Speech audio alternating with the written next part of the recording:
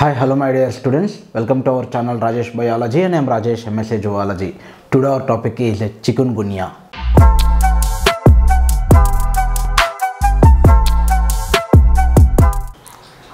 Chikungunya, it is also a pandemic.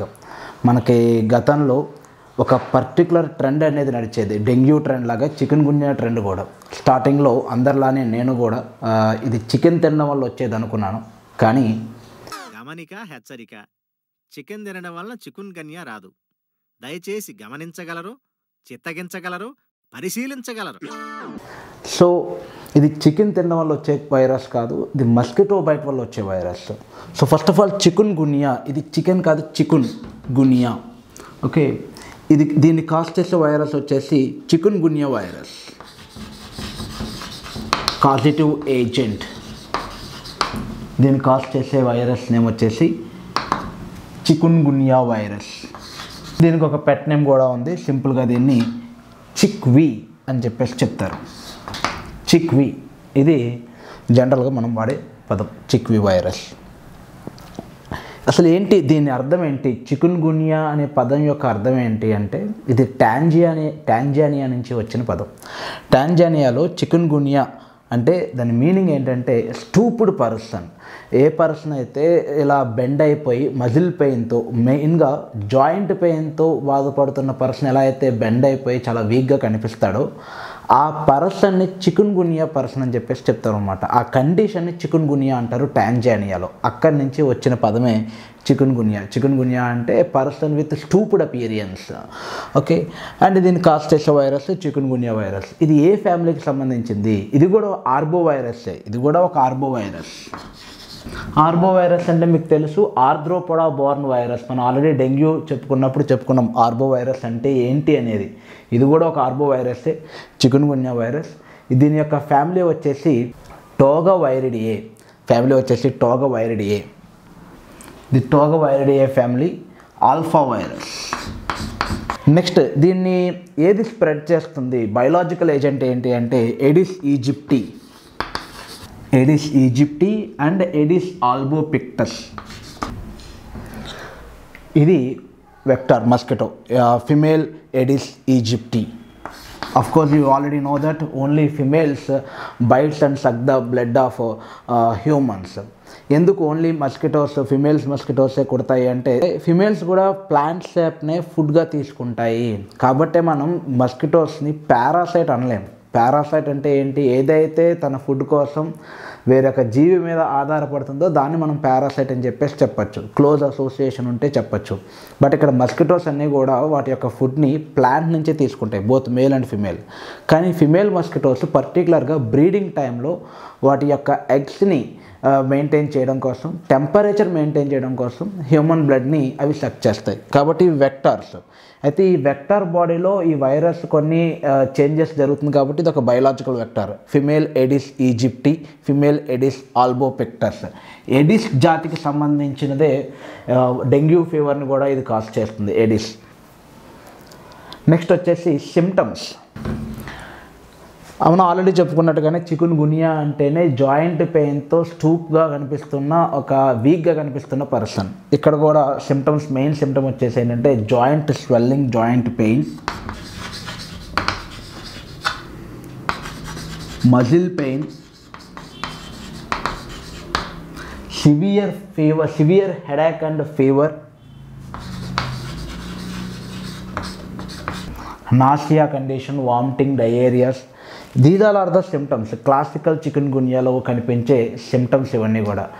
కొన్నిసార్లు ఇది కాస్త సివియర్ అవుతుంది. సివియర్ కేసెస్లో న్యూరలాజికల్ కాంప్లికేషన్స్, అలానే కార్డియోవాస్క్యులర్ డిస్కంఫర్ట్స్ మనకి కనిపిస్తాయి అన్నమాట. So one by one point wise మనం చూసినట్లయితే కనుక చికున్గున్యా అనేది చికున్గున్యా వైరస్ వల్ల వస్తుంది. దీన్నే చిక్వీ అని చెప్పేసి చెప్తాం. ఇది కూడా ఒక రకమైన ఆర్బో వైరస్. ఆర్బో వైరస్ అంటే ఆర్థ్రోపోడా బోర్న్ వైరసెస్. ఇది టోగివైరిడియే అనే ఫ్యామిలీకి సంబంధించిన ఒక ఆల్ఫా వైరస్.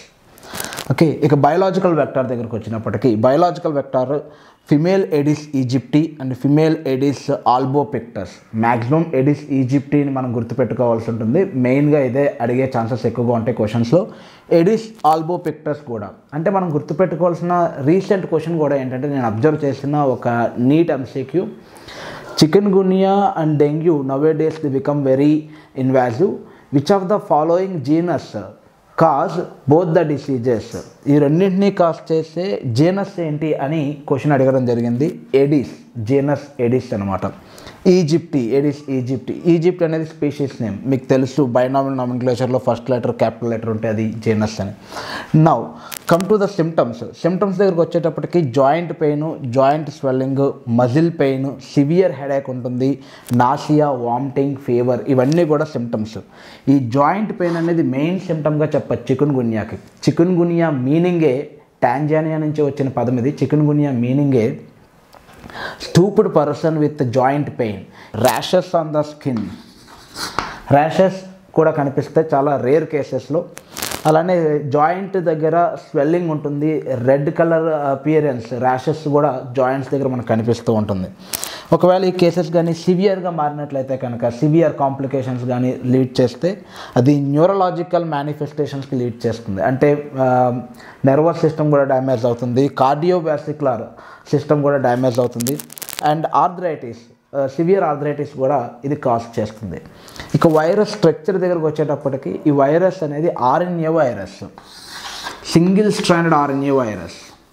డెంగ్యూ వైరస్ కూడా మనకి ఆర్ఎన్ఏ వైరస్సే, ఇది కూడా ఆర్ఎన్ఏ వైరస్సే. మ్యాక్సిమం కండిషన్స్లో వైరసెస్ అన్నీ కూడా ఆర్ఎన్ఏని జీనోమ్గా కలిగి ఉంటాయి. సో ఒక పాజిటివ్ జీనోమ్ ఆర్ఎన్ఏ వైరస్ ఇది. నెక్స్ట్ ట్రీట్మెంట్, ఎలాంటి ట్రీట్మెంట్ ఇవ్వాలి దీనికి, డెంగ్యూకి ఎలా డిస్కస్ చేసామో ఇక్కడ కూడా ట్రీట్మెంటు, డయాగ్నోసిస్ అండ్ ప్రొఫైలాక్సిస్ చూద్దాం. ఫస్ట్ డయాగ్నోసిస్ చూద్దాం. డయాగ్నోసిస్ దగ్గరకు వచ్చేటప్పటికి ఆర్టీపీసీఆర్ టెక్నిక్ అంటే తెలుసు మీకు, reverse transcription polymer chain reaction. అంటే ఇది ఆర్ఎన్ఏ కదా, ఆర్ఎన్ఏని తీసుకుంటారు, ఈ ఆర్ఎన్ఏకి కాంప్లిమెంటరీ స్ట్రాండ్ని క్రియేట్ చేసి కాంప్లిమెంటరీ స్ట్రాండ్ని ఉన్న డిఎన్ఏని క్రియేట్ చేస్తారు. ఆ డిఎన్ఏని నెంబర్ ఆఫ్ కాపీస్ని క్రియేట్ చేస్తారు పాలిమర్ చైన్ రియాక్షన్ ద్వారా. కాబట్టి దీన్ని reverse transcriptase polymer chain reaction. Reverse transcriptase అనే ఎంజైమ్తో ఆర్ఎన్ఏ నుంచి డిఎన్ఏని తయారు చేసి ఆ తర్వాత ఈ డిఎన్ఏ యొక్క నెంబర్ని ఇంక్రీజ్ చేస్తారు పాలిమర్ చైన్ రియాక్షన్స్ ద్వారా. ఎక్స్పోనెన్షియల్ మేనర్లో దాని నెంబర్ ఇంక్రీజ్ చేసిన తర్వాత ఈ పర్టికులర్ చికెన్ గున్యా వైరస్కి సంబంధించిన డిఎన్ఏ ఏదైతే ఉంటుందో అది కంటికి కనిపించేలాగా ఒక ఫ్లోరసెంట్ని దాంట్లో యాడ్ చేస్తారు. అది కలర్ని తీసుకుని ఆ కలర్ని ఇస్తుంది. ఆ బ్లడ్ టెస్ట్లో లేదంటే ఆ యొక్క యూనిట్లో ఆ ఫ్లోరసెంట్ని అబ్జర్వ్ చేసుకుని కలర్ ఇచ్చింది అంటే చికెన్ గున్యా వైరస్ ఉంది అని అర్థం. ఇది ఒక రకమైన డయాగ్నోస్టిక్ టెస్ట్. ఇంకొకటి ఏంటి, సీరలాజికల్ టెస్ట్. సీరలాజికల్ టెస్ట్ ఏంటి అంటే antigen or antibody, presence of antibodies. మన బాడీలోకి ఒకవేళ ఈ వైరస్ కానీ వచ్చి ఉంటే మన ఇమ్యూన్ సిస్టమ్ రిలీజ్ చేసే యాంటీబాడీస్ ఇలా ఉంటాయి. ఏ యాంటీబాడీ అయినా మన బాడీలో ఎలాంటి యాంటీబాడీ ఒకటి కనిపిస్తోంది అంటే బాడీలోకి వైరస్ వచ్చింది అని అర్థం. సో ఈ యాంటీబాడీస్ని ఐడెంటిఫై చేయడం కోసం చేసే టెస్టే సీరలాజికల్ టెస్ట్, అంటే బ్లడ్ టెస్ట్. దాంట్లో టు ఐడెంటిఫై స్పెసిఫిక్ యాంటీబాడీస్ ఉన్నాయా లేదా. Specificity towards what, specificity towards the chikungunya. అంటే బేస్డ్ ఆన్ సిమ్టమ్స్, సీజన్ని బట్టి, రీజియన్ని బట్టి. అందుకే డాక్టర్స్ మిమ్మల్ని అడుగుతూ ఉంటారు ఎక్కడి నుంచి వచ్చారు అని చెప్పేసి. ఎందుకంటే డాక్టర్స్ దగ్గర ఒక రెగ్యులర్ అప్డేట్ ఉంటూ ఉంటుంది, ఏ ఏరియాలో ఎలాంటి వైరల్ ఫీవర్స్ ఎక్కువగా ఉంటున్నాయి. పర్టికులర్ విలేజ్లో డెంగ్యూ ఫీవర్ ఎక్కువగా ఉంటుంది, మీరు వచ్చింది ఆ విలేజ్ నుంచి అయితే కనుక దానికి సంబంధించిన అనాలిసిస్ వస్తుంది బ్రెయిన్లోకి. వేరే విలేజ్లో చికెన్ గున్యా ఎక్కువగా ఉంది, లేదు ప్రజెంట్ లోకల్ సిటీలోనే మలేరియా ఫీవర్స్ ఎక్కువగా ఉన్నాయి. అలా ప్లేస్ని బట్టి, సీజన్ని బట్టి దానికి తగ్గట్టుగా టెస్ట్ చేయడానికి వాళ్ళకి అవకాశం దొరుకుతుంది. కాబట్టి మనం ఎక్కడి నుంచి వచ్చాము, లేదంటే ఎలాంటి వాతావరణంలో మనం తిరిగాము, ఎలా అంటే రీసెంట్గా ఈ ఊరు వెళ్ళాము అక్కడ ఎక్స్పోజ్ అయ్యాం, ఇలాంటివి చెప్పడం ద్వారా మనకి ఎగ్జాక్ట్గా ట్రీట్మెంట్ దొరుకుతుంది అనమాట. ఇది డయాగ్నోస్టిక్ టెస్ట్. ఇక ట్రీట్మెంట్ చూద్దాం. చికెన్ గున్యాకి కూడా డెంగ్యూ లాగానే చికెన్ గున్యానికి కూడా ఎలాంటి ట్రీట్మెంట్ లేదు. మరి ఎలా ఓవర్కమ్ చేయడం? సిమ్టమ్స్ని ట్రీట్ చేయడమే. ఇక్కడ డాక్టర్స్ చేసే పని ఏంటంటే పర్టికులర్గా డ్రగ్ లేదు, కానీ దానికి సంబంధించి ఈ వైరస్ వల్ల వచ్చిన సిమ్టమ్స్ ఏవైతే ఉంటాయో ఆ సిమ్టమ్ ఒక్కొక్కటి ఓవర్కమ్ చేసుకుంటూ మన బాడీని నార్మలైజ్ చేయడం దీని యొక్క ముఖ్య ట్రీట్మెంట్ ఉద్దేశం అనమాట. సో ఇక్కడికి వచ్చేటప్పటికి paracetamol, okay, acetaminophen, very very important. ఆ డ్రగ్ యొక్క కెమికల్ నేమ్ మీరు గుర్తుపెట్టుకోవాలి. పారాసెటమాల్ యొక్క కెమికల్ నేమ్ ఏంటి అంటే ఎసిటమానోఫిన్, అది పారాసెటమాల్. అలానే డయేరియా ఉంటుంది కాబట్టి ట్రీట్మెంట్లో ఏం చేస్తారంటే ఫ్లూయిడ్స్ ఎక్కిస్తారు. అలానే వామిటింగ్ కండిషన్స్లోనూ లేదంటే ఇలా డీహైడ్రేట్ అయిపోవడం వల్ల రీహైడ్రేషన్ కోసం ఫ్లూయిడ్స్ని ఇంట్రావెనస్లో ఎక్కించడం లేదా ఓరల్ రీహైడ్రేషన్ అనేది ఒక ట్రీట్మెంట్. అలానే ఎక్కువగా రెస్ట్ తీసుకోవాల్సి ఉంటుంది, అది కూడా ఒక ట్రీట్మెంట్లో ఒకటి. సో సిమ్టమాటిక్ ట్రీట్మెంటే కానీ particular drug against chikungunya అనేది ఏమీ లేదు.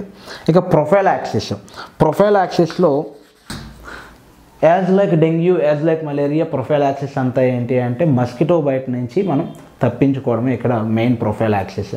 వ్యాక్సిన్ సంగతి ఏంటయ్యా అంటే వ్యాక్సిన్ దీనికి క్రియేట్ చేయడం జరగలేదు ఇంతవరకు. There is no vaccine, no approved vaccine for చికెన్ గున్యాకి అప్రూవ్ అయిన వ్యాక్సిన్ అయితే లేదు. బట్ డెంగ్యూకి ఒకటి ఉంది, ఓకే, డెంగా వ్యాక్సిన్ మనం ఆల్రెడీ చెప్పుకున్నాం. క్యూడెంగా ఆల్సో మనం చెప్పుకున్నాం 2022లో రీసెంట్గా బయటకు వచ్చిన vaccine according to so many materials, Qdenga. అలా ఇక్కడైతే వ్యాక్సిన్ ఏమీ లేదు చికెన్ గున్యాకి. ఇది prophylaxis, treatment, diagnosis, symptoms and vector. So I hope you understand this video. అవి చికెన్ గున్యాకి సంబంధించి, డెంగ్యూకి సంబంధించి కంప్లీట్ చేసుకున్నాం. ఇంకా మీకు ఈ 2 టాపిక్స్లో కానీ మరి ఏదైనా టాపిక్లో కానీ డౌట్ ఉన్నట్లయితే కనుక కామెంట్ బాక్స్లో మెన్షన్ చేయండి. అండ్ ఈ వీడియో మీకు నచ్చినట్లయితే కనుక లైక్ చేయండి, మీ ఫ్రెండ్స్ అందరికీ షేర్ చేయండి, మన ఛానల్ని తప్పకుండా సబ్స్క్రైబ్ చేసుకోండి. Thank you, have a nice day.